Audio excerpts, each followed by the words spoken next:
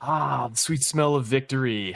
The post-game show for the Rutgers Maryland game is a victory post-game show in a game that I was a little surprised by how it played out. Rutgers wins 35-20 in a game that, while Rutgers did allow a bunch of big plays, the defense really did find a way to get things done, especially in the second half.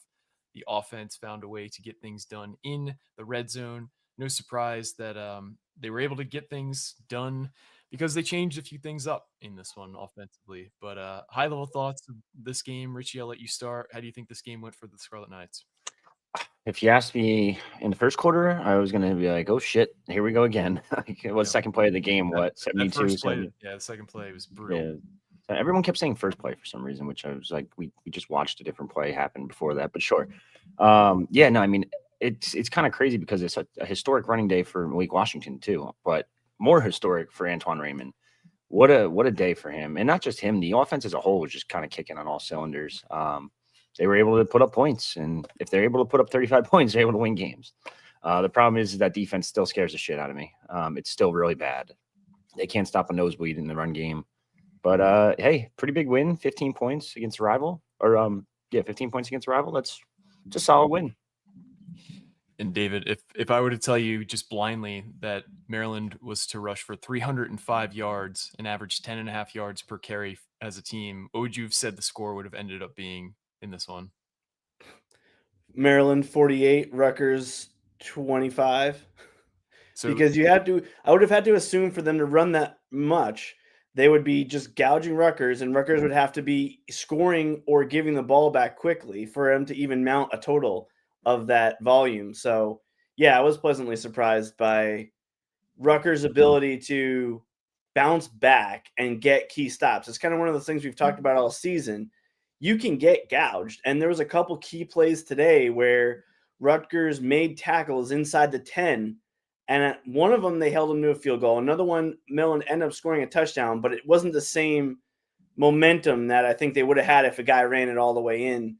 And so, yeah, do you want to see those long runs? No, but that's kind of where the resolve of this team is a little more than we thought from what we've seen in the past 3 weeks. Obviously, last week they got shellacked, but overall, like they got off the mat in a big way today. Yeah, they certainly did. And this is a game that, especially after that first big touchdown run, like we've seen Rutgers teams in the past just wilt and not really be able to fight back. We've seen that held this year. So I do want to credit the team for having that stick-to-itiveness and for having that stiffening across the offense, across the defense, because once we threw that interception at the 1 yard line too, that was another like could have given up point, and they didn't. And there was some grit to this team that we haven't really seen for most of this season that I was pleasantly surprised by. On the day, Richie, you already mentioned it, but Antoine Raymond, 41 carries for 240 yards and a touchdown, averaged almost 6 yards per carry on that kind of volume. I mean, he was just, especially in the second half, David, I know this is something you mentioned on your podcast preview with Aaron, that, Maryland is not typically the most well conditioned, and they will fade as the game goes on. And we certainly saw that, especially in the fourth quarter, where Antoine Raymond was kind of just getting whatever he wanted.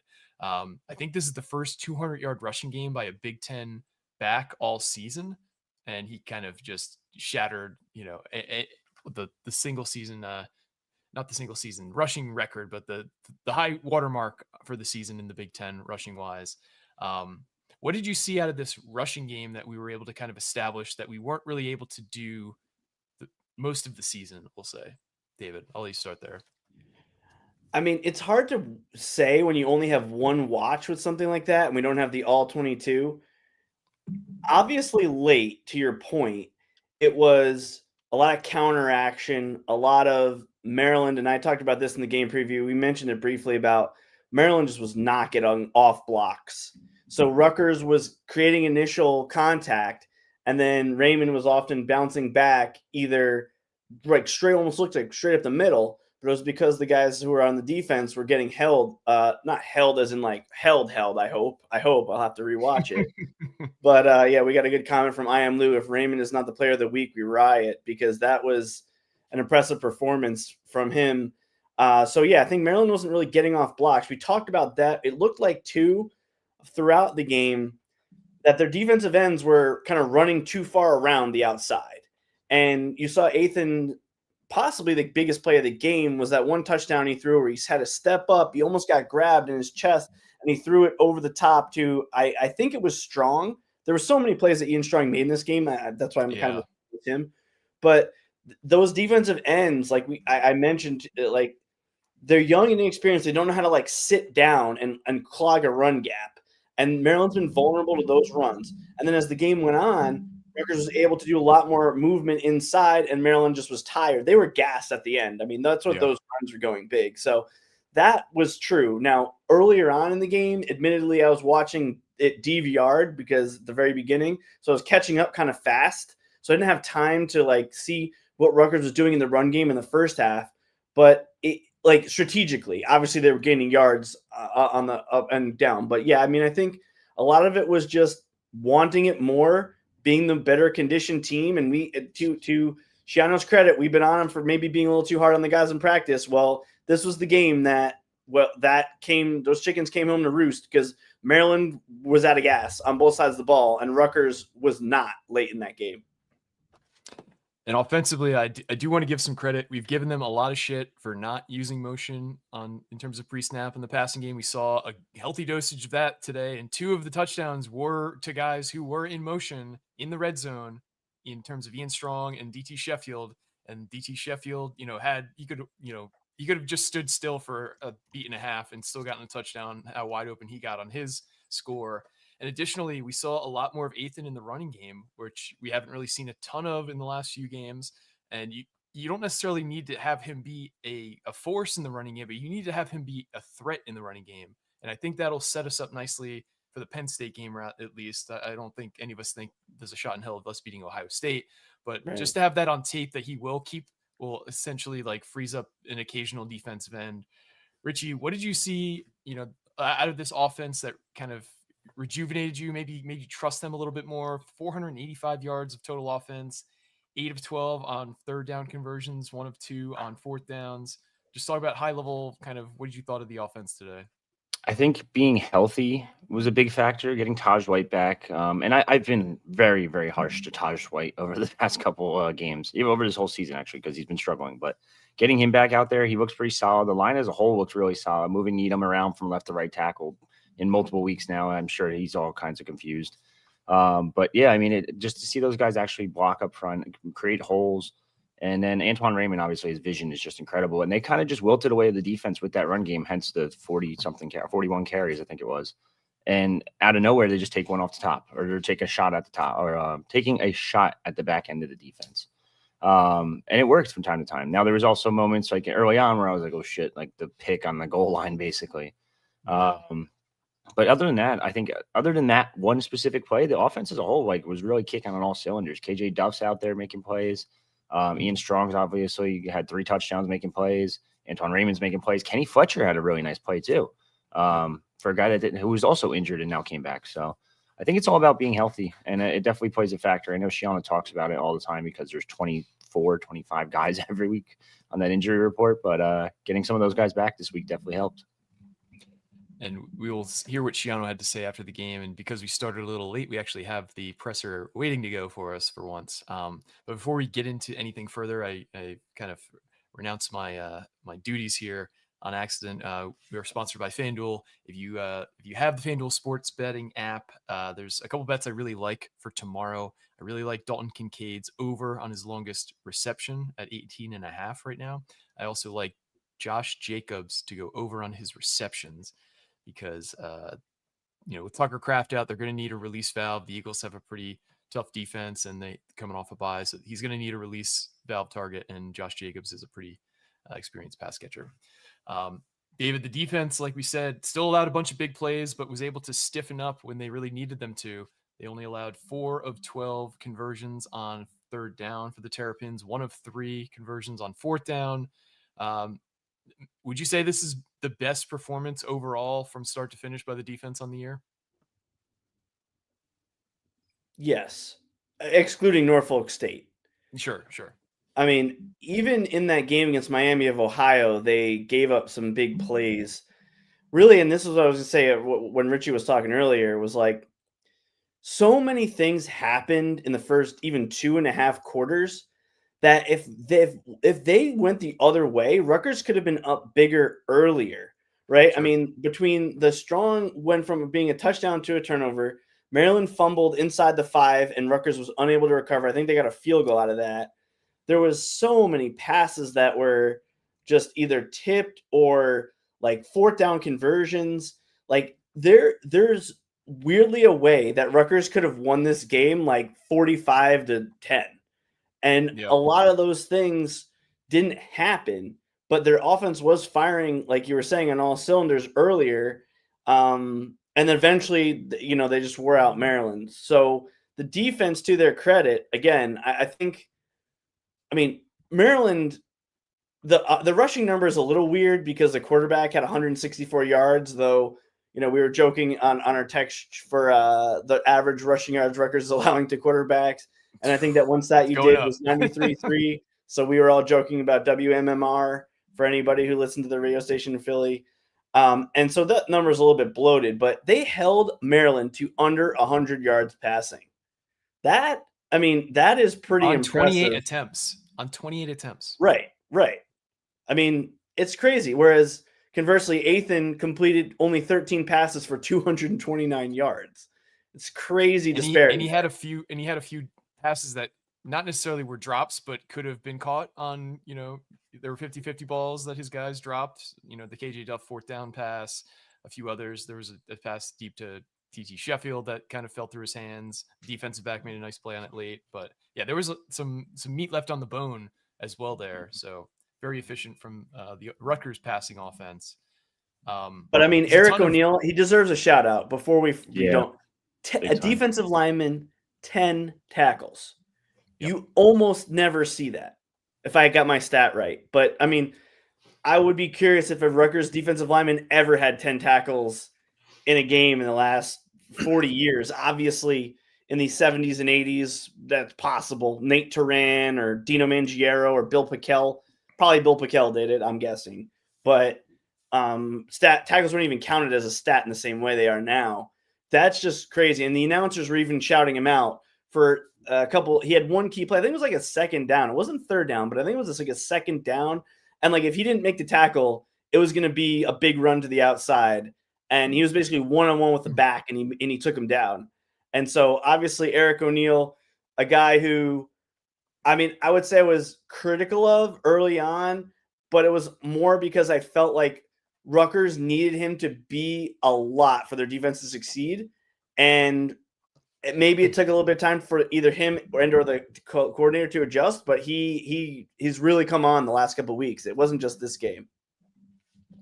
Yeah, he's starting to round into that player that we were hoping that you could kind of be. Like, I don't think anyone expected the 12 sacks and 20 tackles for loss that he put up at LIU and JMU, but I think we were hoping that he might be the first Rutgers defender to kind of flirt with 5 sacks in a decade.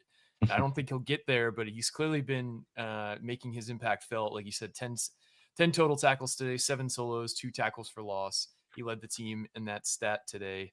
I can't remember the last time a defensive lineman led the team in tackles in a single game, even let alone 10 plus. Right. But let's kick it to Schiano. We'll react to that, and we'll have a ton more to talk about. But I do want to just kind of pivot to Schiano if we don't mind here. Share that now. I don't think any of us have any of us seen this yet. No, I haven't. No, perfect. I saw the one clip, but that's it. Guys, thanks for coming out and for covering us. I'm excited for our team. Really proud of our team. Kind of been a stretch where I think guys really trusted what we were asking them to do, and they did it. And I was glad to see them get the result that they did. So with that, I'll open up for questions. Can you talk about the defense? You're getting more stops now, as in the past you might not have gotten. What's really changed with that group? Well, we're a long ways from being what we want to be, but we're making incremental improvement. And that's all I asked them to do is let's just keep getting a little bit better every day. We're playing from behind.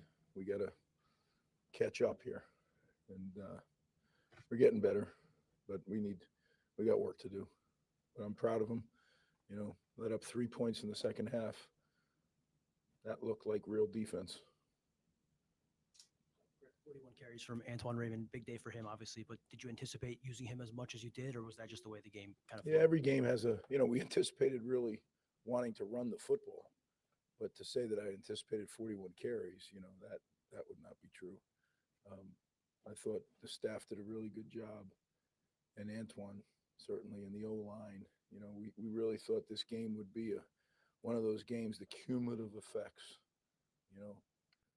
2 and 3 yard runs turn into 8 and 9s, and then turn into 14 and 16s, and I think that's how it happened over time. Which that part was part of the plan. Yeah. What has stood out to you about the way that the season that Antoine's had, and the kind of way he's put these games together, and I guess how much also do you feel like playing behind Kyle for a year and learning from him has helped his growth this year? Yeah, you have to ask him that, but I'm sure it has. I mean, when you have an opportunity to learn from Kyle, who handled, the way he approached college football was very much like a professional football player. And I thought he set a great standard for the room. I also think Coach Shaw does an incredible job with that entire room. As I've said many times, that can be a very selfish position because there's only one ball. And only one guy plays at a time in that position. But Coach Shaw has done an incredible job of building a brotherhood, a camaraderie in that room. Look, I know it's hard. Everybody wants to be the guy carrying it, but I enjoy watching those guys.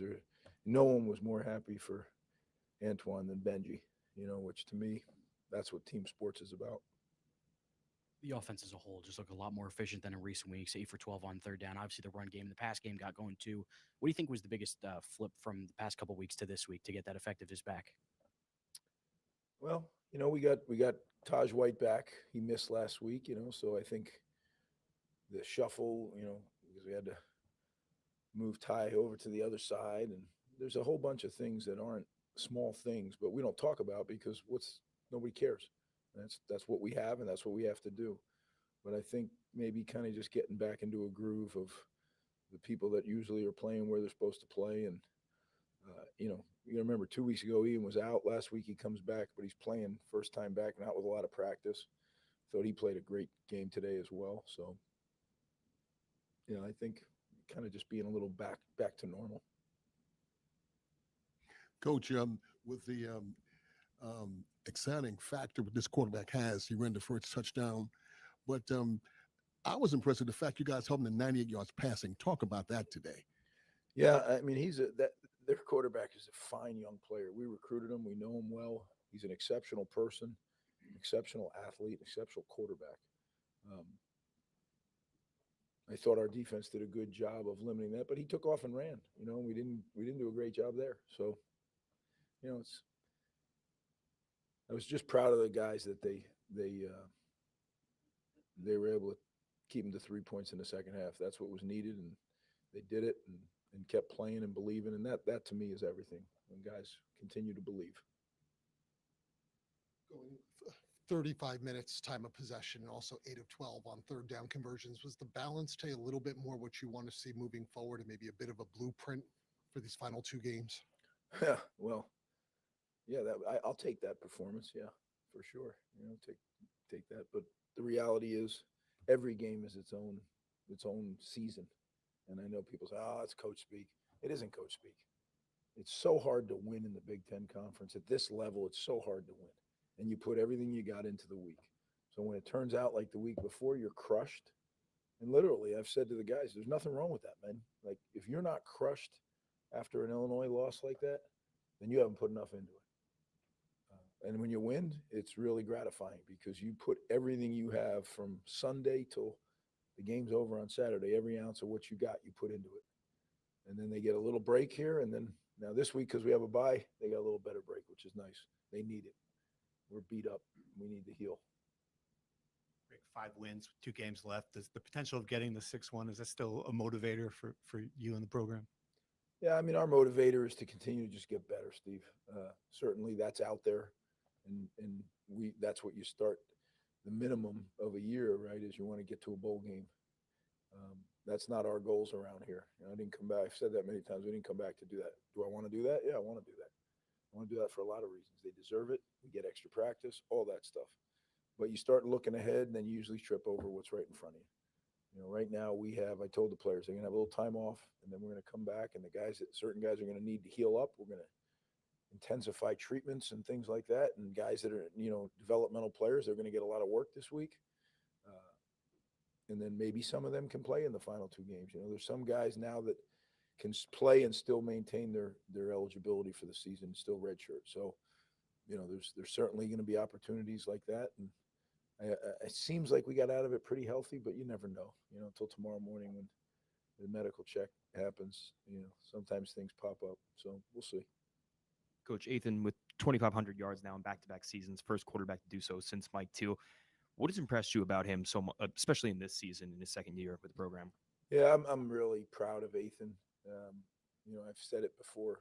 He came in here as a transfer, and we had an incumbent quarterback, so he had to beat the guy out. And I love the way he did it. He came in, didn't politic, didn't try to become buddies. He just came in and worked, and everybody recognized that. Then he got the chance to be the starting quarterback, and it was a slow, it was a gradual start. Mid-season last year, his career took off, and I think he picked it up where he left off this season. Has it been? Never. It's never like that, right? It's always a little choppy, but to do what he did, to have 2 back-to-back 25, and we still got 2 games, maybe more to play. So, yeah, and he's been a great leader. I've said this to people. He's taken over this team. He's not only the leader of the offense, he's the leader of this team. And that's usually the best quarterbacks I've been around. That's how they do it. Brian, Alec, Steve, finisher. You seem a little down. Is there something from the performance that's bothering you? Are you exhausted from the season entering the bye week? Am I reading too much into it? Yeah, you're reading into it. I mean, I'm excited. Trust me. I celebrated with our guys. I am exhausted. There's no doubt about that. But so's everybody downstairs. This comes at a good time,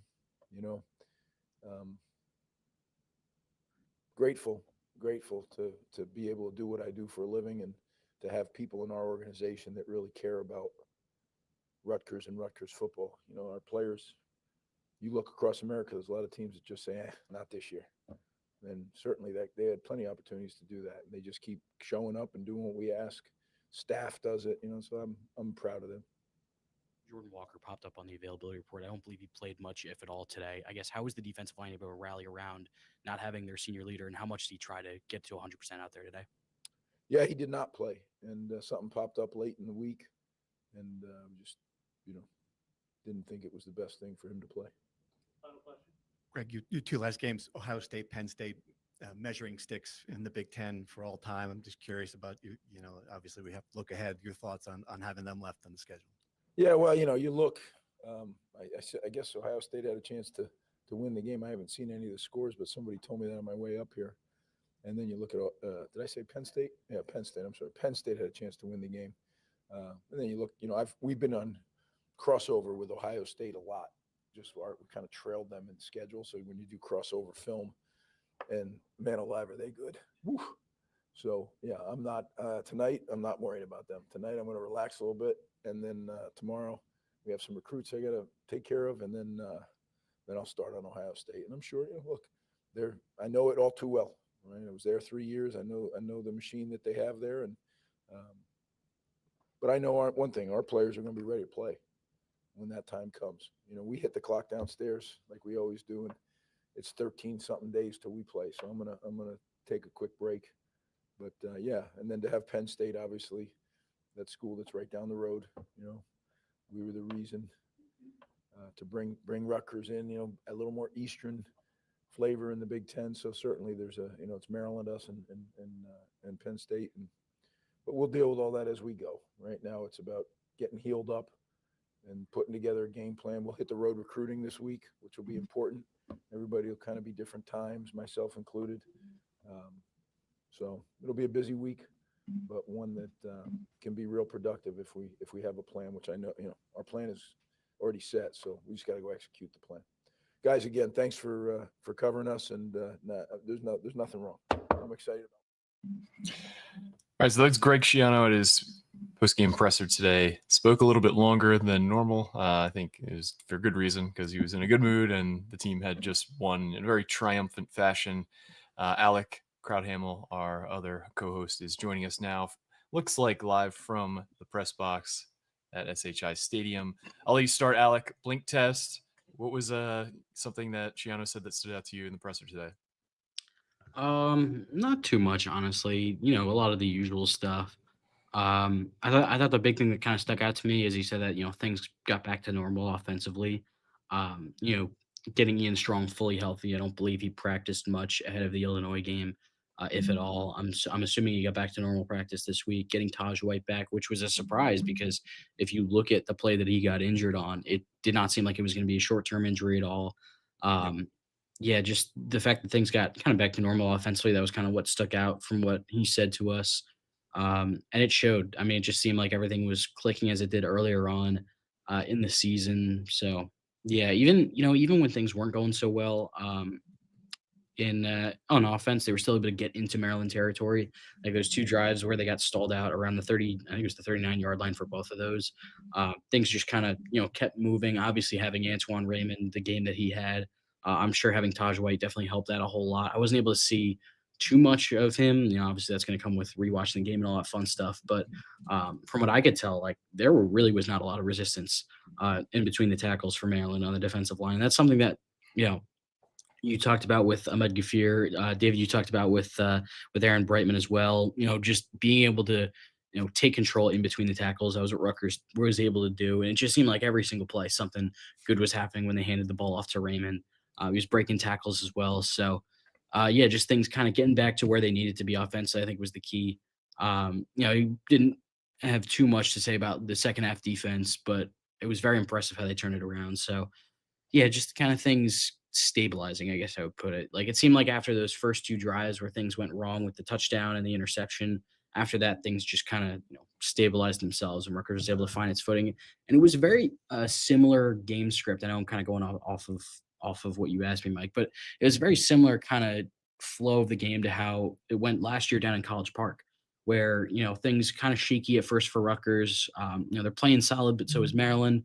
And then once that third quarter kicks in, Rutgers is able to overwhelm them physically, completely take over the game. So yeah, that was kind of big picture for me. How about you, Richie? What was something that Schiano said that stood out to you in the presser? He is not down. He is very much excited about that win. I thought it was a funny question. Because you could tell when his tone was a little like monotone. I was like, oh, dude, like usually you're like a little upbeat, like, oh yeah, we just won, like fuck Maryland. But he never said that. But there's not really a whole lot to take away from it. I was doing some research before. I couldn't find the defensive end numbers for tackles, but I did find out that Antoine Raymond, 41 carries in a game, is tied for the most ever in a game. With Savon Huggins, right? And Juwan Jameson. Was that that Juwan Jameson Cincinnati game? Yeah. Yep. Wow, very good guess. I was going to tell you to guess that, but very good guess. Never Bro. mind. Well, actually, let's just pause for the record for a second, right? Two things. One, I think Raymond came into the game with 760 yards and he ran for 240. So I think he actually is at 1,000, which is impressive. Yeah. Number one. Number two, if I'm doing my math right, and Alec can fact check me, but I know that this is definitely the Rutgers rushing record against a Power 4 team, because Ray Rice had the 280 yards against Ball State in the bowl game, and then he had like 240, I think, against somebody else, but I don't think it was a Power 243 against Army. Okay, against Army. So then this would be third place, right? Because the previous record when I was a kid was when Willis ran for 232 against Temple. And not many of those top 10s are like against Power 5 competition, really. I mean, you could guess you could count the game against UConn when they were kind of Power 5. And then Rice had that huge game against Pitt in 06. But most of the games are like not in this realm. Like what Kyle Monangai had 200 yards against Akron. Was that right? Yeah, So Yeah, the like, previous record for the Big ball Ten. knowledge here. Monangai actually not even in his 2 years as the starter when he had that big game against Michigan State back in Oh, right. 2022. He had 162, I believe. And Yeah. that even him starting that game, he came in and was like the thunder to the lightning of Isaiah Pacheco. Not maybe it wasn't Pacheco, but somebody else had got started ahead of him in that game. I remember. Was that still Salam starting? That whole year is kind of hazy to me That was wild. because that was Pacheco's rookie year in the NFL. So David, you're technically right. The only one would be Pittsburgh, unless you count UConn and Army. But the rest are like Akron, Colgate, Stevens, UMass, Ball State. Like nothing special. Yeah. Yeah, I mean, so like, again, I mean, we really should be talking in Power 4 or Power 5 terms when we're talking about a lot of these records. Now when we look at it, right? Because so obviously very impressive. I want to just jump real quick on the presser before I let Richie finish his thought. To me, it was more what he didn't say. What he didn't say a lot about Maryland. He didn't say, oh, they're well coached. He didn't say a lot about Mike Loxley. He didn't say a lot about that.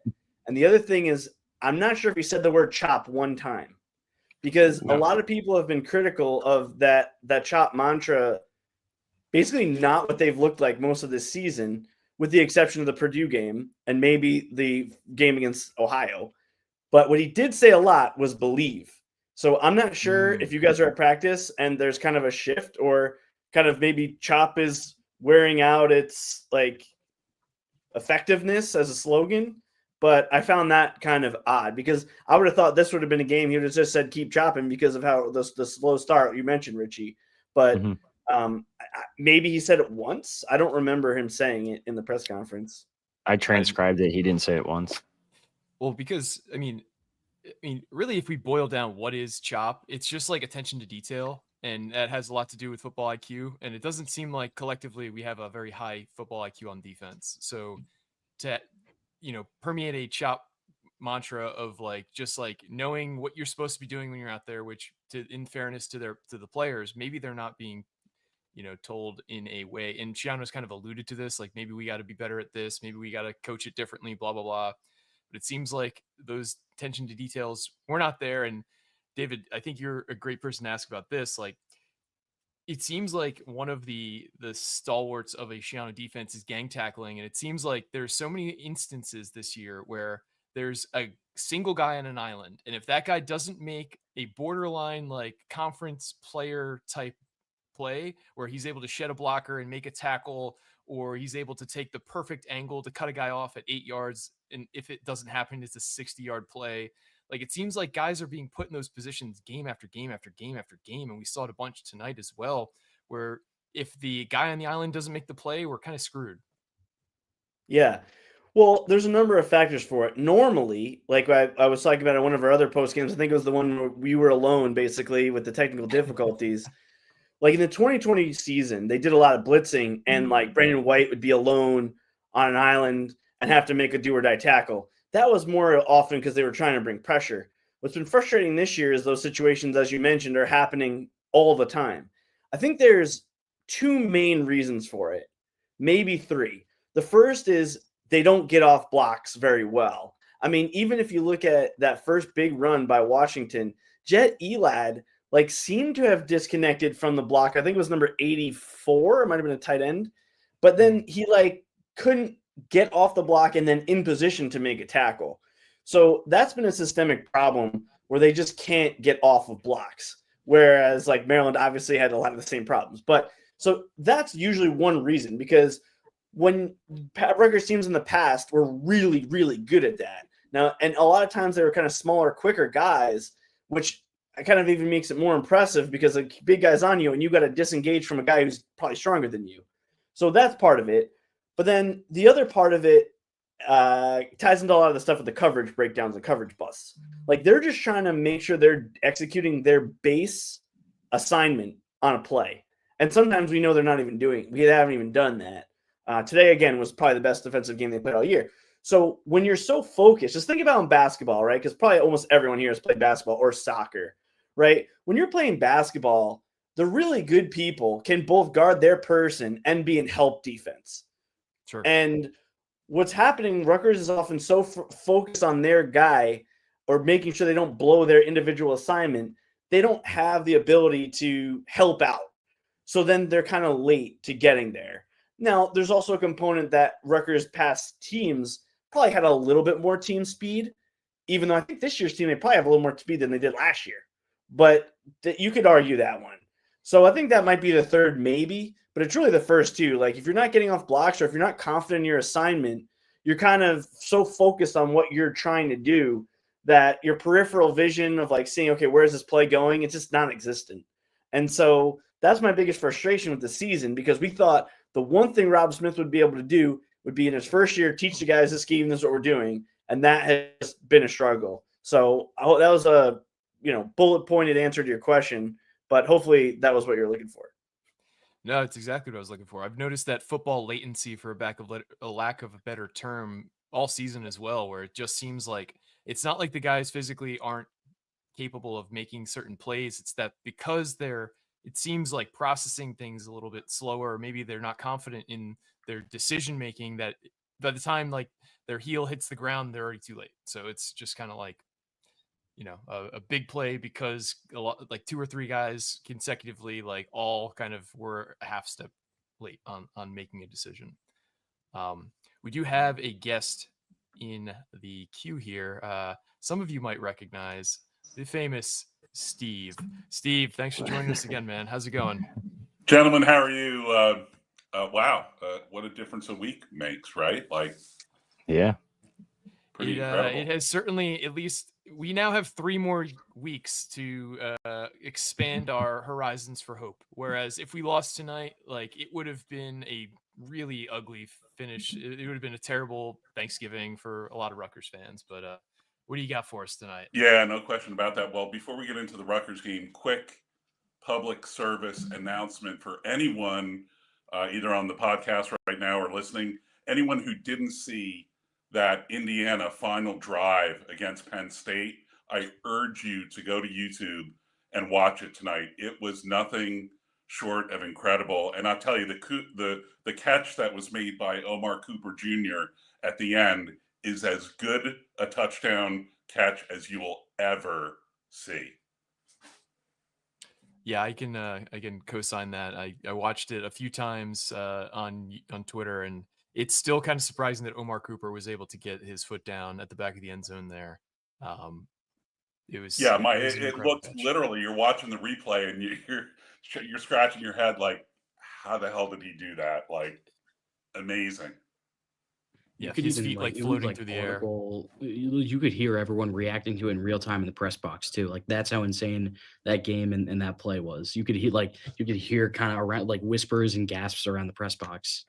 Yeah, I don't doubt it. It was incredible. But just some quick thoughts on today's game. It's one of the major criticisms of Greg over the years, and quite frankly, I think he deserves a lot of it, is that, he's famous for not making adjustments at halftime.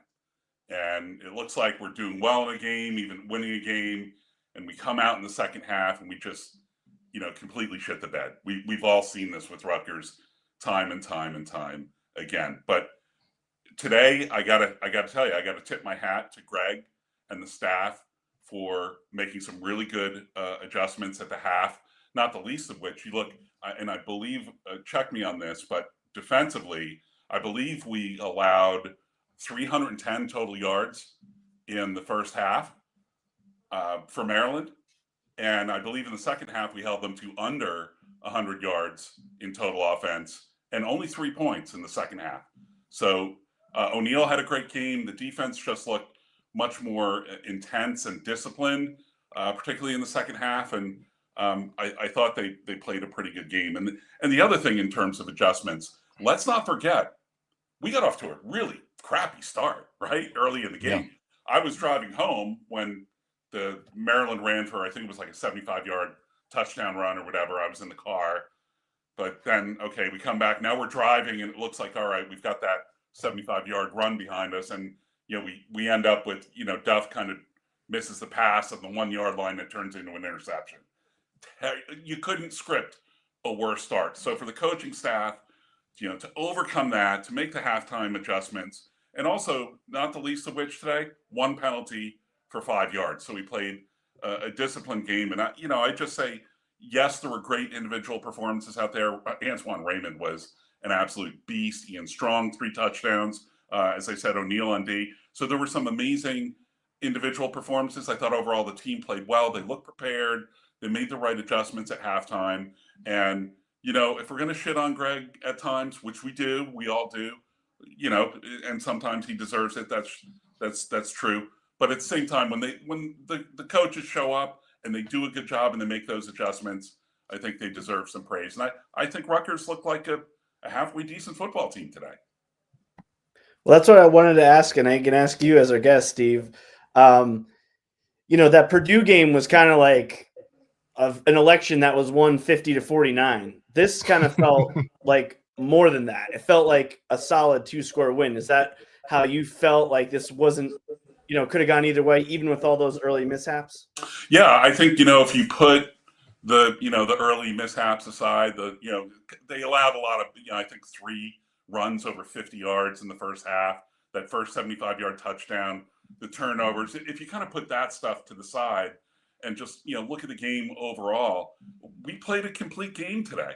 From special teams to offense to defense, it felt like a complete game. And definitely, and I know it's Maryland, and people can say, oh, it's Maryland, whatever, but you know what? They looked like, a well-prepared, well-coached team today that executed, almost perfectly. So yeah, hats off to them. And listen, we have meaningful football in November, right? We play in the Big Ten, arguably the toughest conference in college football. We have meaningful games in November, and I don't want to sound like, the guy who's okay with mediocrity, because I'm not. But then again, I've been around Rutgers football a long time, decades of this, crap, most of it crap. I can say that crap on the podcast. Most of it crap. So we're in the Big Ten, the best conference in college football, and we're playing a meaningful game against Penn State in November. For my generation, it really doesn't get much better than that. Yeah, I do think it is not lost to some of us how in the dark we have been for a long time as a fan base. Getting to a bowl period before 2005 was a pipe dream, and now it's kind of like the baseline of expectations. So it is nice to have our expectations elevated a bit, but it's because of the dedication we've made from a financial standpoint to the program. If you look at Schiano's staff, how well paid it is. If you look at how we're in the second, maybe the first or second best conference in America, like we have no problem getting the full allocation for revenue sharing. It's that last little bit of NIL, like we have a commitment now, a full financial commitment. So this is kind of what we should be expecting, but it's nice when we're kind of living up to that expectation a bit. And P. Matapoisset, I want to thank you for this donation, hanging on to my 5.5 season win total bet. Here's a little bit from last week's FanDuel profits to support your show. Thanks. Underfunded and injured, I'll take any bowl game. And I'd agree. David, I know you got to hop off in a couple minutes, but if you have any last thoughts you wanted to throw out there before we let you go, I'll let you have the floor here. Kind of to what Steve was saying, so much of this, and same thing in basketball, same thing in baseball, any sport, extend your season. You're dealing, especially with 18 to 22-year-olds. I mean, they're more professional than ever, but it's like, I've said this before, like you're not going to lift as hard. The guys are going to start going through the motions if the season is kind of off the track. But now there's a reason, especially heading into a bye, that extend the season, stay relevant, keep it going, keep fan interest. Like this can't be understated. And then the last thing I'll just say is another thing that I said on the preview I did with Aaron, which is whether you won or lost this game in the grand scheme of Rutgers football history is probably pretty minimal in that sense. But the momentum of winning, momentum as it carries on the rest of the season in recruiting, like we've seen recruiting classes fall apart for, catastrophic disasters at the end of the season. Like all of those things are not in the win-loss column, But by winning this game, I think it gives a lot of extra oomph in a lot of those areas. Like they're going on the road this week to recruit, right? You think how much more easy it is to tell people, hey, we just beat Maryland, than if they had explained why they didn't for the 4th out of 6 times in the Schiano 2.0 era? I mean, that can't be understated. Like there's so many of those little things that go along with winning, especially in football because there's so few games. So, as I mentioned on the chat, my wife doesn't even know how thankful she should be that they won because of this victory. So, and my wife's a former college and professional athlete, right? And Steve still doesn't know how we care way too much. So, thanks for having me on, guys. Thanks for joining, Steve. Glad that they won this game, and I'll talk to all you guys soon. All right. Thanks again, David. We'll talk to you soon. Once again, that was David Anderson, who's got to do dad duty. But I'm impressed with how this game went. There's certainly some warts to it. It's not a perfect game, but I do think when we're judging it relatively, it's one of the better collective games that we've played as a team all season. Now the tricky part now is we enter next week on a bye, and then we got to play Ohio State on the road, which I think we all can agree is like maybe a 5% at best chance of winning. Like, how much do we just dedicate to Penn State preparation at this point? Because if you're Greg Schiano would never, ever, ever, ever say, we're preparing for another team. But if you were in the head coach's seat, and I'll let you start with this, Rich, how much would you just be like, almost like, wouldn't it be great if we could just like forfeit the Ohio State game and have 3 weeks to prepare for Penn State?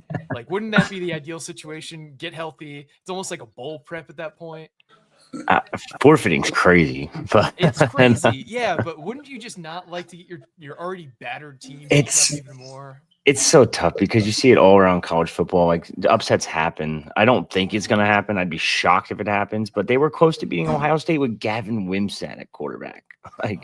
Now, mind you, you put anyone else at quarterback that game, they probably win the game. But I just never know. Maybe Julian Sainz just having an off day. Maybe Eric O'Neill's just creating havoc in the backfield. Maybe Jet Eli figures it out. He's been better, so I don't want to pick on him too much. But yeah, man, I wouldn't do that. I can't not focus on the game ahead of me. I would use those 2 weeks as just straight Ohio State prep and find a way, find a weakness. Even if you look competitive against them, I feel like people would still be like, "Oh shit, but you see that Rutgers team? Like they're pretty competitive. Like you got to do it. You got to try." Greg Schiano would have you tarred and feathered in the town square for even suggesting that, Mike. I'm glad I don't have to ask him questions at his pressers because I know this is sacrilege in his mind. But I mean, if we're giving truth serum out to the coaches and players, I gotta imagine like you ideally want to be at 100% and fully prepared for Penn State over, the outside chance that you can even play a competitive game against the Ohio State Buckeyes. Personally, Mike, the only scenario in which I would see us forfeiting Ohio State is if we get a do-over against Minnesota. Then maybe we'll consider that, but I don't think it's going to happen. And I know I'm saying this facetiously. I know that this is not a realistic scenario. I know we're going to put a full fourth effort against Ohio State, and that's not how the program works. But I feel like if they had a chance to just like, if you were to quietly go to Greg Schiano with, whatever that truth serum is and say, hey, Greg, would you take a 24-21 loss to Ohio State if you didn't have to play it? That's what's going to go down in the record books. I think you would take that without a doubt. Well, I think, Mike, what you're saying there kind of bolts into the point that, David made before he left the podcast, giving, a lot of importance to these regional games against, Maryland and Penn State. And, everyone expects us to lose to Ohio State. It might even be an ugly loss. But if some way we can come back from that and hold serve at home and beat Penn State, the momentum and those regional wins, that's really big going into the offseason. So there's still a lot for Rutgers to play for. And, we'll see what happens at Ohio State. That's where the focus is going to be, over the next couple of weeks. But we should certainly also be thinking ahead to Penn State and the importance of that game, potentially having a better record in the Big Ten than Penn State and getting the monkey off our back since our last win over Penn State goes back to 1987, I believe, back in my days on the bank. So it was that was quite an upset. But yeah, we'll see what happens. The one before that was 1918, by the way. Oh my goodness. Jeez. We were doing some research while we were waiting for Greg Schiano, and Steve Pleady brought out a great line. I think it was like the year that some agreement was filed to end World War I, which was then known as the Great War, and the war of the only war, there was no World War I. It was just the World War. Yeah. We do have Caden in the queue. I'm going to bring him on the panel here. Caden, can you hear us, bud? Yeah, I can hear you. How's it going? It's going all right. I'm doing a little better with this pneumonia. I wasn't on the show last time because of it. I'm sorry to hear that. Yeah, it kind of sucks, but I'm getting better. I only got to watch the first half of this game. Had to go over to work, but from what I saw from the first half is that, I mean, really, I'd say Ethan threw half an interception. I don't really count Hail Marys, and then Ian's got to catch that. I mean, that was rough, but we were able to hold down the second half. And then my first reaction to seeing that the end of that game or the box score was like, what year is it? How many carries did Antoine Raymond have? I mean, I don't think Monunga ever had 41. I mean, like, maybe I'm wrong. You guys probably would know, but when was the last time that happened? I think you guys, and you can correct me if I'm wrong, I think you were talking about how Ray Rice was the last 40 rush attempt player for the Scarlet Knights, right? Savon Huggins. Oh, that's right, Savon. And Jawan Jameson in the same year, which is wild. Yeah, that is crazy. I mean, did they have 240 on theirs though? I mean, that's still pretty good. To 5.9 on 41. I mean, you'd think that the defense would clue in at some point.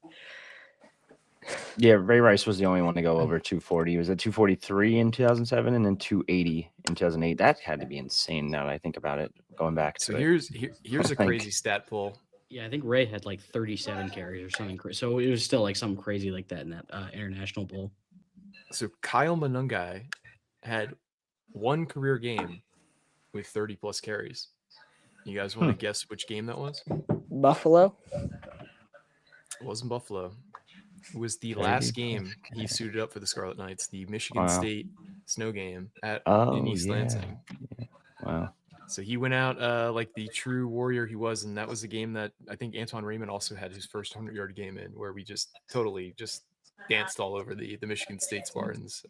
Yeah, I thought like he had some really good games against Michigan State. I mean, I saw at the start of the year I saw some Michigan State fan on Twitter say, "Thank God we don't have Rutgers on the schedule this year." I thought that was hilarious, but I mean, we've gotten pretty lucky against them recently. That comeback was incredible. Yeah, Monungai ran for over 100 yards all 3 years. He ran for 162, which was the Big Ten record for Rutgers that Antoine Raymond broke today. And I think he had 130 in that comeback win. Then he had like 140 against in the snow game. Yeah, and then I had something else on my mind. Never mind. Just it was some stat I forget. It doesn't matter. Anyway, I thought I watched the highlights. I mean, I won't shake a stick at 4 touchdowns. So that was. I think Ethan played a good game. We were like he could have had a lot more passing yards, but the defense, they made it so it wasn't a shootout after the second half, which is good, and we were able to give Raymond the ball 41 times, which is something you usually don't see out of this team. And I think even though Maryland's terrible, whatever, it's still a development that this defense is able to like create a run this clock out situation, you know?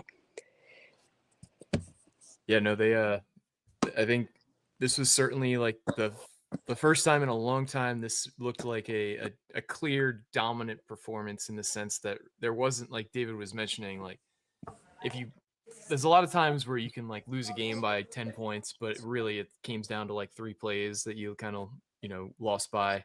And this one, there was certainly far more than 3 plays that Rutgers won this game by. This was a game that certainly, as David said, could have been a 45-10 like game, but this was probably like on the lower end of the outcomes in terms of how Rutgers dominated the scoreboard rather.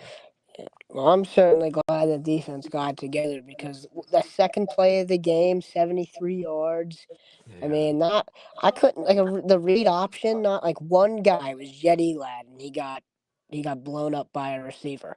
I mean, no one else clued in. It was disappointing, but he got together after that. Well, I wouldn't say we got together after that because he went for like 50 another time, but it was definitely the second half seemed to be an improvement. I don't really have a lot to say about the second half because, as I said, I didn't get to watch it, but like definitely a good win. Always like I want to shake a stick at a win, but I mean, obviously, like you guys were saying, Ohio State, that's gonna be an ugly one. I mean, I'd really hope we can make it competitive, but it's probably not going to happen. So we just have to go and prepare for Penn State, which, I mean, I think it's a winnable game, even though they just played a real tight one with Indiana today.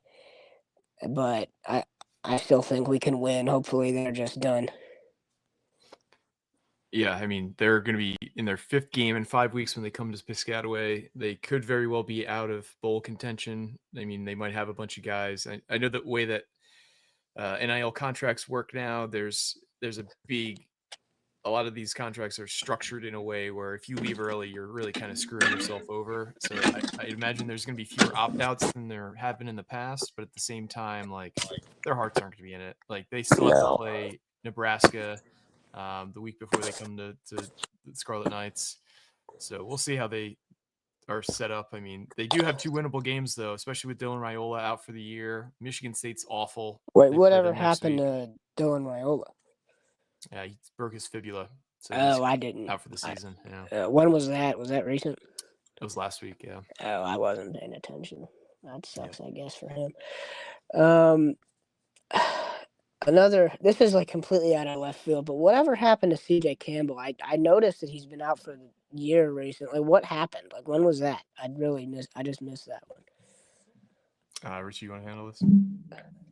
Yeah, I forget what the exact injury was, but he got injured in game 2 or 3. I think it was 3. It was the Norfolk State game. It was Norfolk State. He got rolled up on. I think it was an ankle injury. Yeah, and then he was just ruled out for the year back after that game. There's a chance he could come back and get a medical red shirt. It's really an interesting scenario. And that's actually kind of goes hand in hand with this upcoming week, this bye week. That's when they're going to have those talks with those guys, with him, with Ryder Langsdale. I think Doug Blue Eli already said he's coming back.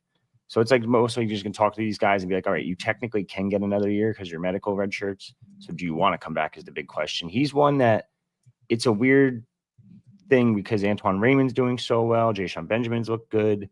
Does he really want to come back? He's also in year 5 or year 6, I guess, would be next year. So it's like you're getting older. Do you really want to just do it? He has some good film from FAU that might be able to get him into a camp. So it's like you could just say screw it and go try for the NFL and see if you could somehow latch onto a team. But yeah, he's definitely out for the year. Yeah, I mean, I really didn't watch that Norfolk State game. I really didn't think there was much worth there. I was just doing something else that day. But I mean, that really sucks that we lost that guy like in a stupid game like that. But that just kind of seems like something that happens to us a lot. I mean, we lost Doug in practice, which is silly. But I mean, what did we have, like 20 starters out last week or something? We didn't have 20 starters out. We had, I think, 20 players who were out. Yeah. Not starters. You know what I meant. 12 players are listed as out for the season. Yeah. That's pretty rough. I mean, injuries happen to everyone, but I mean, it just seems like we attract like big injuries to our star players during camp often. Like this year it was Doug, last year it was Mo Torre. I mean, that kind of sucked. But how's he doing at Miami? I really haven't paid attention. Not too hot. He's just okay. Like Just a he's guy got there. it's his second ACL injury, so it's only so much he could do. Again, he's another guy. He has really good tape out there already that he'll probably get a camp invite. I don't know if he'll do anything with it. It all really Definitely depends not on getting his. drafted. He's too No, old. yeah. He's had too many injuries, and as much of a warrior as he was for the Scarlet Knights, I mean, they're gonna take one look at his MRIs and just like Yeah. recoil just because of how much work he's had done. Yeah, they're gonna say, "Oh my gosh, was that scar tissue or is that a ligament?" I mean, what? It's gonna be pretty bad. I feel for him. Yeah, that kind of sucks. But I mean, who knows? Maybe if he stuck around, he'd be playing and more. I mean, does he start? I'm not really sure. Yeah, he starts for them. Okay, yeah. Miami hasn't been great either. Well, they're 7-2, but they were supposed to be better than that, I think. Yep. All right, Caden. Well, I appreciate you hopping back on, bud. But we're gonna Yeah, bring somebody I else felt on. like we were kind of running out of things to say. Sorry. No, you're All good. right. See you, man. Nice. Bye. Speaking of that game, did you see Cristobal and Fran Brown going at it? They had to No, be I didn't see that. restrained by the referees. That was pretty wild. Doesn't surprise me. Yeah. Who's the bigger asshole? Miami just beating the brakes off Syracuse today. The injury talk is kind of dovetails to what I wanted to talk about next. That someone in the chat mentioned. Tom, a few minutes, like 10 minutes ago, mentioned with 2 games left, there's a lot of guys that you can kind of put out there and still contain their red shirts. So, how much new personnel are we going to see out there? Yeah, I guess that's kind of the open-ended question. How many guys do we think could be new? Obviously, there's some guys that are hurt, like the wideouts. Brendan Allen has been out for the last few games. Michael Thomas is out for the year. I think Jordan Houston's also hurt, so that we might not see them. But there's a lot of guys. I'm going to cheat on this one because I have PFF in front of me. There's 4 guys that are freshmen that have only played 2 games so far. So it's Wydeek, RJ Johnson, DJ McClary, Giant Simon. So And more than likely those 4. Kamar Archie's played 3, so probably holding up one of those games. I have the game participation from the Rutgers stat book if we want to scroll through that. Just a reminder for everyone as well that postseason play does not count towards eligibility. So if you played your 4 games, you can still play a bowl game and not count as a eligibility wise towards your red shirt. I don't think Kamar Archie is actually going to play. I'll be honest with you. I just don't think he hasn't played yet, and I don't think. And from what we've heard, coming in via summer instead of spring has really stunted his development. Yeah, I was going to say he was one of 4 games, so he may not play in these last 2 games. He was one of 2 or 3 freshmen who came in for the June segment of the summer.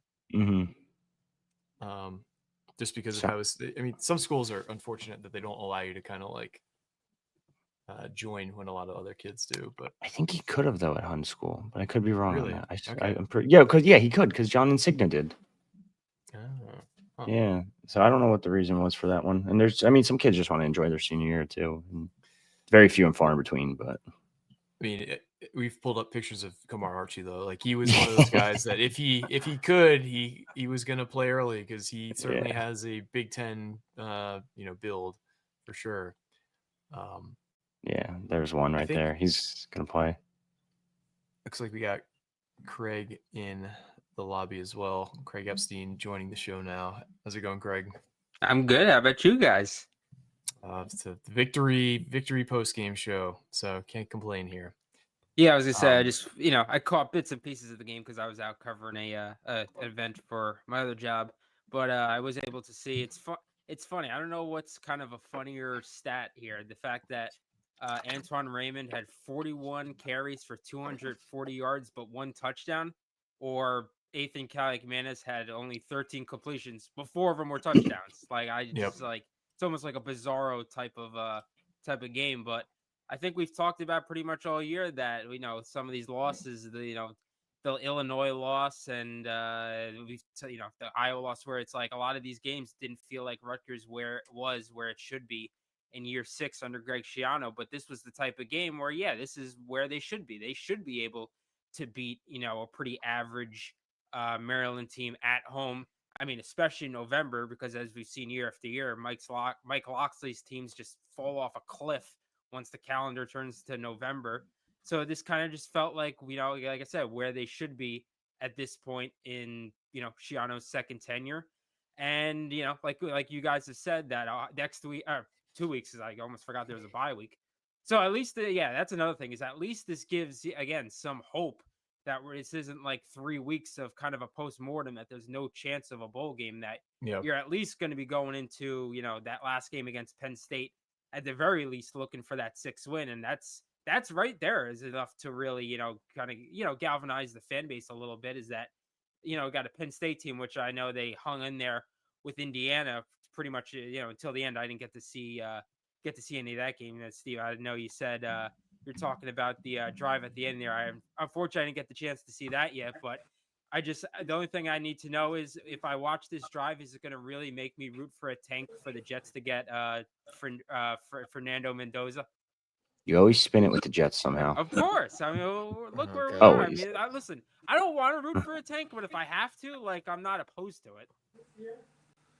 Yeah, Mendoza had a hell of a game, and again, that catch by Omar Cooper Jr. at the end is just, I highly urge you to check it out on YouTube. It's one you're going to watch several times and just be mesmerized at how he came down with the ball, and it was a hell of a football game and a huge win for Indiana. And I mean, selfishly, let's hope that Penn State rolls into Piscataway and they're just a hot mess, just ready to end the season, and we can pull it out, because that momentum. And the thing about a bowl, and everyone knows this, people like, oh, you're going to the the Pinstripe Bowl in New York, who cares, whatever. But the big thing is that extra 4 or 5 weeks of practice that you get in before the bowl game it's just huge for continuity. And hopefully Rutgers is going to have an opportunity to do that this year. We'll see. Yeah, for development too. I mean, that's something I know Schiano's talked about a ton. He talked about not even being able to have those developmental periods in practice because of the fear of injuries. And that's all that these bowl games are, is development, where you have 4 weeks where you're just getting young guys reps, and then you have a traditional week of game planning. But yeah, it's huge for the advancement of the program in general. Just to clarify, they're going to the Pinstripe Bowl if they make a bowl. They're not going anywhere else. We'll take it, because that's one we can actually go to. It's just a train and a subway ride away. If the people want TKR at the Pinstripe Bowl, we will give them TKR at the Pinstripe Bowl. I mean, we're going to no matter where they're going, let's be honest, but it's just very easy to, if they go to any bowl game, hell yeah. Well, wait a second. Oh, what about I said that last year, and then it was in Arizona the day after Christmas. So I don't know. Well, I guess maybe that would be the caveat. Like Christmas getting in the way. Oh, I guess if they hypothetically go to Detroit, I'm not going to Detroit the day after Christmas. Count me out. Well, in the Pinstripe too, it's like football in Yankee Stadium. So even if you're not there, from a TV perspective, it kind of makes for cool TV to watch football in Yankee Stadium. It's like football in Fenway Park, same kind of thing. It's like just kind of cool to watch. It's cool till you've been there about 8 times. It's like, okay, I'm done. I'm over it. That'd be cool to cover, though. I think if Rutgers ever went to that Fenway Bowl, I don't even know if the Big Ten is eligible to go to that bowl. But they're not. Yeah, I didn't think so. But that'd be kind of cool to see a football game in a 100-plus-year-old stadium. Yeah, it's if you haven't been to Fenway before, if you're out there and you're highly recommend. Baseball nerd, it's worth it. It's a really cool ballpark. Yeah, I lived in Brookline for 5 years, so I know it well. Been to dozens, if not hundreds, of games at Fenway, and it's the best. And just like Wrigley, it's kind of tucked away in a neighborhood where you just kind of turn a corner and then boom, there's Fenway, or boom, there's Wrigley. I've actually been there. I've just never seen a game there. I went to vacation once in Boston. We did a tour in Fenway Park, and it was it's almost like it's like a monument, honestly, just because it's so old. TKR at Fenway next September, right before Rutgers Boston College. Ooh, that's right. I forgot we played them in September. Is Bill O'Brien gonna curse Richie out like he cursed out that? Here's the thing, or not curse. Craig, is Bill O'Brien still there? No. That's a good question. They lost their 9th game of the season today. They're 1-9. I don't Is he think going to so. be the next head coach of the Giants? Is another. What? Why would they interesting hire a question. 1-9 Damn it, college Craig. coach? You were doing fine. All right, Craig. It's funny. I gotta. I told you last time. We're gonna boot you after that Michael Davis comment. You- Although he you're looked like in- an NBA you're in player, 30 doesn't second he? timeout. Against like the worst playing Rider team I've ever seen. I got a name drop in the Rutgers rant because of that Bill O'Brien thing. Because after he's done ranting at that reporter, he's like, "What's up, Trevor?"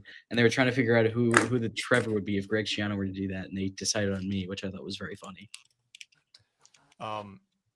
Craig, you're out of timeout, but don't say any more dumb shit. But we have here's a question I'm thinking of now. We have so many guys who are talented skill players who have eligibility left, who we could bring back, who potentially could make this offense very formidable next year. Antoine Raymond obviously just broke the 1,000-yard mark. I don't know how many Rutgers players in history. I think somebody said the 9th player in history. Yep. For the Scarlet Knights to break 1,000 yards. You can bring back KJ Duff. You can bring back Ian Strong. This offense could be just as potent next year, potentially, with a new quarterback at the helm. Let's go around the room. Rich, what do you think the likelihood they can bring all three of those guys back is? Unlikely.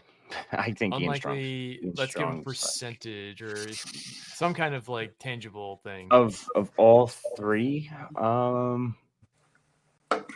say like 40% chance that all three return. Okay. That's better than I thought, actually. Yeah, because I think there's a slight chance. Like, you can make a lot of money in college now still. Like, you could very easily get 7 figures, and we'll talk about that after and rumor mill and all that. But yeah, I'm gonna say 40% because Ian Strong. It depends what his draft grades would be, I guess. And I think it's gonna be pretty high, and that's why he has to go. But otherwise, he's the only one. I think the other two return without a doubt. How about you, Alec? What do you think the likelihood all three return is? Yeah, I was going to say around like 30, 35 for similar reasons. Because, yeah, I think the other two, I feel confident that they should be returning. It seems like they both, the people around them really like Rutgers and all that. Strong, it's like, you can only do so much when a guy is projected to be a day 2 pick. And I think if he keeps up, his production, it's going to be very hard to do so against Ohio State and Penn State. They got some talent in the DB room. But, I mean, if he's like a 3rd round, gets 3rd round grades from scouts and all that, it would be very hard to, not just like let him go, especially if you're Greg Schiano, who, we talked to Ethan Kalikmanis after the game. He said he's just an honest guy. He's straight up with you and all that stuff. And Greg Schiano's not the kind of guy to BS you about like, if you have like a 3rd round grade, just go to the NFL, make your dream happen and all that. So that's, I'm about 30%. I would say I'm more confident than I guess Richie that Ian Strong goes to the draft, but I'm in the same level about the other two, Raymond and Duff, that they both probably return. Steve, how about you? What do you think the likelihood we see all three back next year is? 20%, and it's all driven by Strong, who I think is probably 80% going to go to the NFL, and that's just based on the stuff I'm reading and watching podcasts like yours and stuff. But yeah, I do think Raymond will be back for another year of development, and Rutgers, by the way, is doing a hell of a job with running backs lately, and I think we've all noticed that with Pacheco and then Monangai and now Raymond and Benjamin is doing well. And what's interesting too is they're all like very similar type runners. I mean, Raymond runs almost like identical to Monangai, and who was similar to Pacheco, and the legs just keep pumping. They're hard to bring these guys down. So I do think Raymond will be back, and I think KJ Duff is coming back as well. But yeah, Strong's probably out of here, so 20%. Yeah, first off, shout out Demir Shaw, who's done a fantastic job since getting transitioned over to the running back coach. Winning speech is moment asked who the running back coordinator is. The running back coach is Demir Shaw, who, as soon as he took over Kyle Monangai, you saw his career go like that, back to back, leading the Big Ten in rushing. And now you have Antoine Raymond with this 1,000-yard performance. So do want to shout out him because he's a Northeast guy. Rutgers would be lucky to have him around for a few more years. But additionally, I mean, if you're a running back recruit and you're watching this right now and you have an offer from Rutgers, watch how they showcase their running backs in this offense, because you could be the next guy. There's certainly not many better opportunities in the Power Four to show off your skills as a running back than the Rutgers running back room.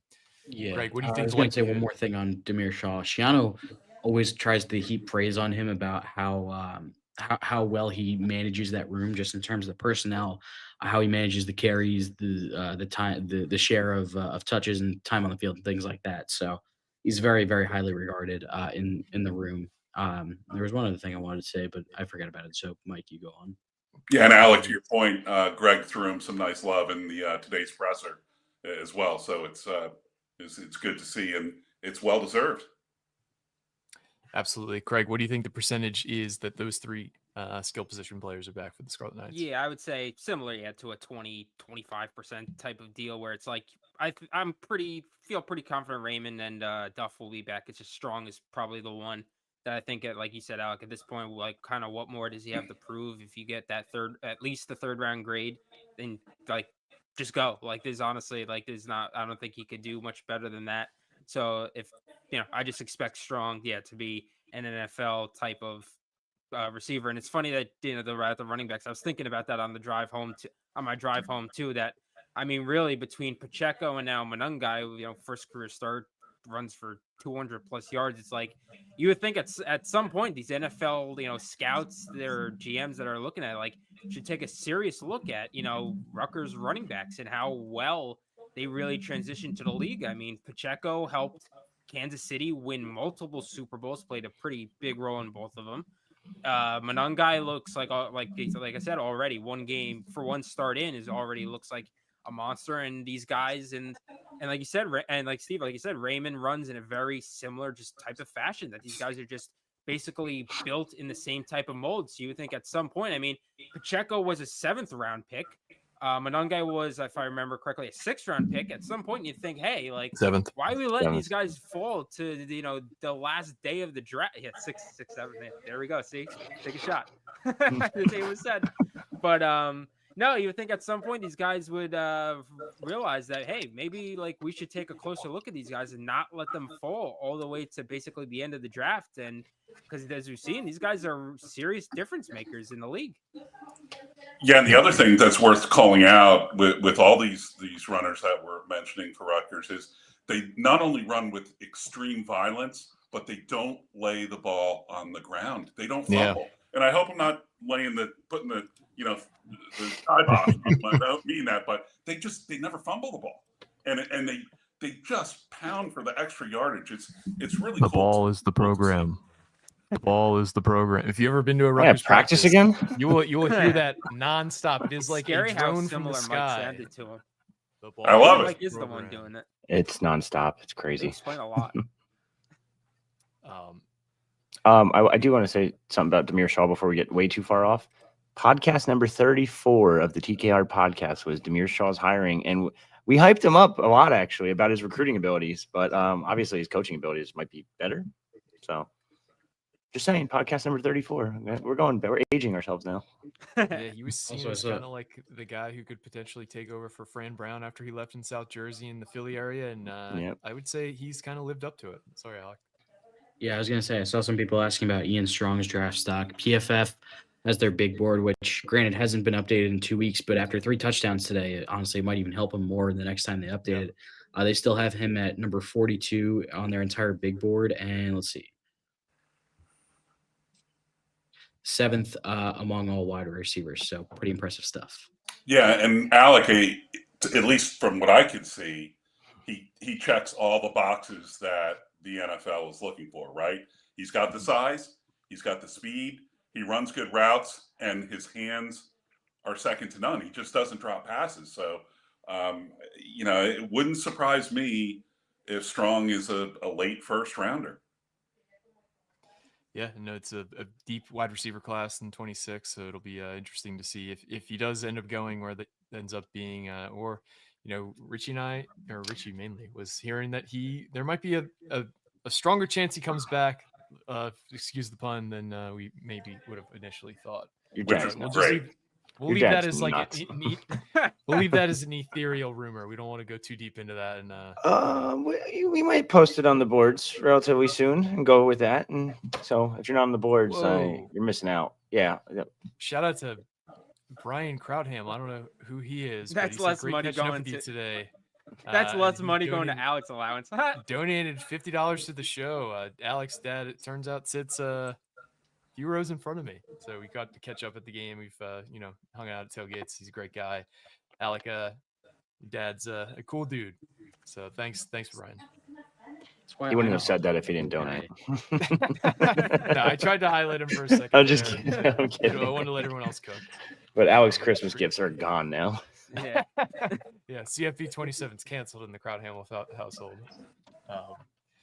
But we've been going on for a bit here, guys. I do want to give opportunities for final thoughts. We have 2 games left in the season before this, after this bye. Richie, I'll let you finish here. What are your kind of closing thoughts on Rutgers right now in this season and kind of where we're at? It's not how they wanted to get there, but I do think that they are going to get into a bowl game. Now, am I jinxing them by saying that? Maybe. I just hope not. But I do think that this Penn State team is not good. They're not really well coached right now. They don't actually have a coach technically. They played very well against Indiana. I don't think that team is going to show up against Rutgers for the sole fact that Nick Singleton is so inconsistent. I don't see him doing what he did this weekend again for the rest of the year. I do think Rutgers has a really good chance of winning that game, and I do think they're going to end up in the Pinstripe Bowl. I feel like that's like a foregone conclusion if they get the 6 wins. And I feel like we're going to be talking about a Rutgers UNC bowl. An ACC team with 6 wins. So it sounds like you're anointing the win at the end of the season, then, Rich. I mean, I'm all in.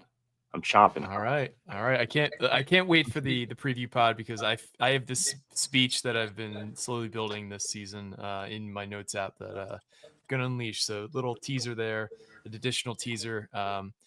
If you like and I know a lot of you do, if you like the hypothetical portal posts and the portal pods, that's coming at you next week. So get prepared. That's always one of my favorite things to do. But Alec, what's your final thoughts on kind of where Rutgers sits right now after this win against Maryland? Yeah, it's just one of those get off the mat type games that Rutgers has been able to string together over these last few years where even when it seems like things are going wrong, things are kind of crashing down, they're just able to find a way to win. So yeah, it's just they were able to do it against, and Mike, I know you said that in the pregame, in the preview pod, it just felt like Maryland did things better than Rutgers. I'm probably butchering what you said. No, that's basically the vibe I gave. Yeah, they do more things better than Rutgers. And that's why I'm honestly surprised that they looked so dominant today. Yeah, I mean, it feels like towards the end of the season, and it's tough to sometimes say this because because of like the injuries and the struggles up front that we've seen over the last few weeks, but it just feels like when the calendar flips to November over the last 2 years, they've just been able to I don't want to say get better, but it seems like when other defenses are starting to tail off a little bit. Now this could just be Maryland because Maryland isn't very good, but they're able to play at a higher level down in the offensive trenches. So we'll see if that can continue. Penn State has a really talented D-line. Ohio State is a really talented everything. So it's going to be tough, but there is a path there. And I mean, yeah, it's kind of like what you said. Let's see, when was it? Earlier on in the show, like this makes that the bowl is still, alive and coming off a win. It definitely makes the next few weeks, granted, since they're probably going to lose to Ohio State, it makes the next few weeks a lot easier to stomach. So yeah, just it's even when they're down, they're not totally out. So we'll see how that fares out. Now I'm going to hop off because I would like to get home. Still here at SHI, I would like to get home. So yeah, thanks you guys for having me as always. And yeah, I guess we'll talk soon later in the week. Sounds good. Alec, drive safe. We will let you off here, but thanks once again for doing double duty up in the press box after joining the presser for Greg Schiano. Got a donation before we get the final 2 thoughts from Henry Bohm. Goal for Ohio State: keep it within 30, no injuries. The latter is certainly what I'm hoping for. We don't want any unnecessary injuries against the team that is clearly, maybe the national title favorite at this point. Certainly having a great season. But Steve, final thoughts on Rutgers' victory against Maryland and kind of where things stand the rest of the season. I think for the rest of the year, it's a 3-point plan. 1, get out of Columbus healthy. 2, beat Penn State. 3, get to a bowl game, win it, keep the momentum going. Good mojo for the offseason. Short, sweet, concise, Steve. Love it. Thank you once again for coming on, and you're welcome. Like I said, anytime you want to join us on these post-game shows. Craig, you have the final word. Thoughts on this win, where things stand with Rutgers rest of season? I think I'm just excited to be excited again, just because if anybody read the piece I did with the Behind Enemy Lines piece, and really my prediction for this game, I was feeling down about this team, and I don't really see how anybody else really couldn't feel down about this team, considering the previous, basically 6 weeks. I mean, the one win, no Jets talk, yeah, sure, that's too late, buddy. But the one win was just that game-winning field goal against Purdue, and even that almost felt in some ways like a loss, that you needed to beat Purdue on a last-second field goal. But this, like I said, really felt like the team that Rutgers should be at this point, and it really should be a fun atmosphere. I mean, it's you're gonna have to hold your nose next or 2 weeks, because that Ohio State game is probably going to be an ass kicking. But really, it gives you a lot of juice going into this game against Penn State, and really, I mean, what better way to cap off a bowl eligibility than beating Penn State for the first time since, I think, 1982? I mean, that would be nice, right? That'd be beautiful. And I mean, I didn't expect Rutgers to win this game, and Paul Preston calls me out. I'm glad Mike got it wrong. I am too. I very rarely in toss-up games pick against Rutgers. Maybe you can point to, the fanhood bias for me. Maybe you just point to me looking at things optimistically. But this game really impressed me. It impressed me on a lot of levels. The grittiness, the fact that we had several opportunities we could have wilted and this team didn't. The fact that we still found a way as a defense to collectively come together late in the game, despite these huge back-breaking plays that we've seen all season, but it didn't destroy the game plan like it did in earlier games. And the fact that we were so much more efficient offensively, especially in the red zone, than we have been all season. There's no way that Ethan should be throwing for 230 yards and 4 touchdowns on 13 completions. That is an efficiency level we haven't seen from a Rutgers quarterback in a long time. I'm thinking maybe back to like Mike Teal against Louisville to close out the 2008 season. Like, that is the kind of efficiency on a smaller scale this game that we saw today. And in general, like, we just asserted our will against this Maryland team. Whatever we wanted to do offensively, we were able to find a way. Defensively, while we did allow some big plays, we found a way to tighten up what we needed to. So this is probably the best I've felt about this team all year, given the understanding of what we are.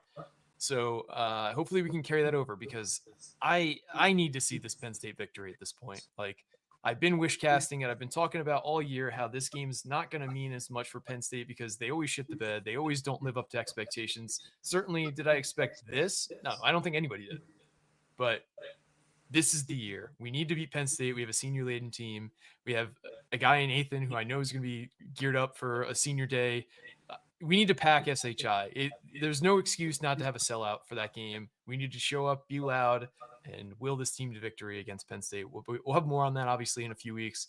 But this team needs the support.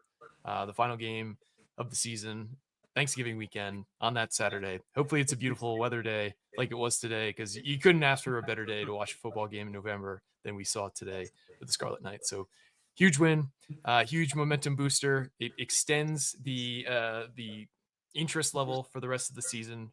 So that's always a huge thing for us and a huge thing for everybody, because, anytime you're a fan and your team's out of it, it's just not, watching meaningless games is never fun. So we have a meaningful game each game the rest of the season, guaranteed. So I'm thankful for that. But that's all we got for you today. Thank you for all, almost 1,000 people who are still in the chat with us. For me, Richie, Craig, Alec, David, Steve, Caden, anybody who joined today, I want to thank everybody for hopping on. I want to thank everybody. I do want to put this out there. If you're not following the show on your favorite podcasting app or on YouTube, less than half of you who listen to us regularly actually will follow us. And that's a huge, huge boost to us. So if you could follow us on your favorite podcasting app, follow us on YouTube, because we know a lot of you are just from looking at the metrics. A lot of you aren't, I'm sorry. From looking at the metrics, it's a huge way to grow the show. So if you could do that one small thing for us, that'd be great.